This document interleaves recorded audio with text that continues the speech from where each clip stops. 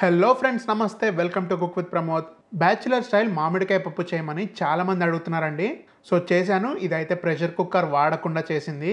ఎందుకంటే చాలా bachelor హౌసెస్లో pressure cooker ఉండదని, ప్రెషర్ కుక్కర్ వాడకుండా ఎలా చేయాలో చూపెట్టమని అడుగుతున్నారు. సో అలాగే చేశాను.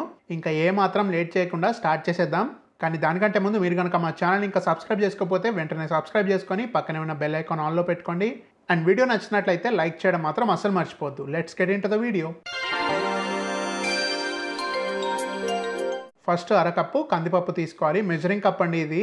ఇందులో నీళ్లు బాగా పోసి కడిగి నీళ్లు వంపేసుకోవాలన్నమాట. ఇప్పుడు ఇందులో మనం పప్పు ఎంతైతే తీసుకున్నామో దానికి 3 వంతులు నీళ్లు తీసుకోవాలి. 1.5 కప్పు నీళ్లు తీసుకుంటున్నాం. ఇది మెజరింగ్ కప్పు అంటే హాఫ్ కప్పు కాబట్టి నేను 3 సార్లు వేసుకుంటున్నాను. ఇప్పుడు ఇందులో 1 టీ స్పూన్ నూనె వేసుకోండి. బాగా ఉడుకుతుంది. తర్వాత 1/2 టీ స్పూన్ అంత పసుపు, 2 పచ్చిమిరపకాయలు చీలికలుగా కట్ చేసినవి, అలాగే ఒక మీడియం సైజ్ ఉల్లిపాయ ఫైన్గా కట్ చేసుకొని ఇందులో వేసుకోవాలి. తర్వాత అంతా బాగా మిక్స్ చేసేసి మూత పెట్టి లో ఫ్లేమ్లో అట్లీస్ట్ ఒక అరగంట అయినా కుక్ చేసుకోవాలండి. ఎందుకంటే ప్రెషర్ కుక్కర్ కాదు కదా ఇది, డైరెక్ట్ ఫ్లేమ్లో అయితే చాలా టైం పడుతుంది. కందిపప్పు కూడా మనకి మ్యాష్ అయిపోయేలాగా రావాలన్నమాట. అందుకనైతే ఇంత టైం అయితే పడుతుంది. తర్వాత ఓపెన్ చేసి పప్పుని ఒకసారి బాగా మ్యాష్ చేసేసుకోవాలి.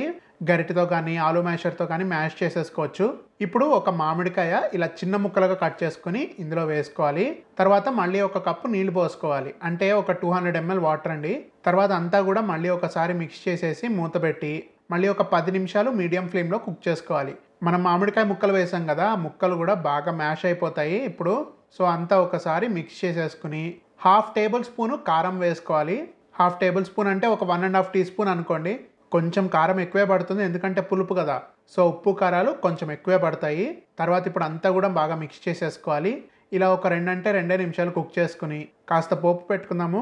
1 టేబుల్ స్పూన్ నూనె వేసి ఇందులో 1/2 టీ స్పూన్ ఆవాలు, 1/2 టీ స్పూన్ జీలకర్ర, 1/2 టీ స్పూన్ మినపప్పు, 1/2 టీ స్పూన్ శనగపప్పు ఇవన్నీ కూడా బాగా వేపుకోవాలి. దోరగా వేపుకున్నాక ఇందులో 4-5 వెల్లుల్లి రెబ్బలు, 2-3 ఎండుమిరపకాయలు, 1 రెమ్మ కరివేపాకు ఇవన్నీ కూడా బాగా వేపుకోవాలండి. ఇంగువ అయితే నేను వేయట్లేదు.